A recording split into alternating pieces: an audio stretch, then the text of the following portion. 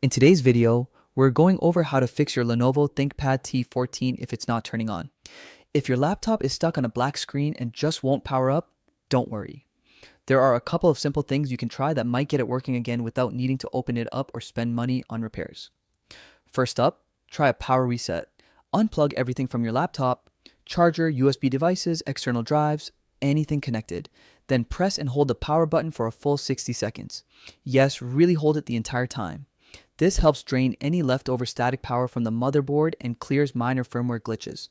After that, plug the charger back in and try turning it on again. Often, this alone is enough to bring the laptop back to life, especially if it shut down unexpectedly or froze. If that doesn't work, there's another option. Flip your laptop over and look for a tiny pinhole on the bottom, usually labeled Reset or Emergency Reset. If you're unsure, check your user manual so you don't accidentally press the wrong thing.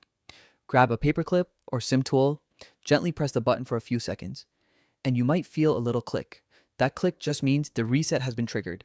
Flip the laptop back over and try powering it on again. Sometimes combining this with the power reset gives the best results.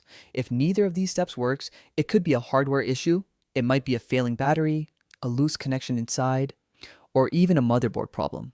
In that case, it's best to contact Lenovo support or visit a certified repair center.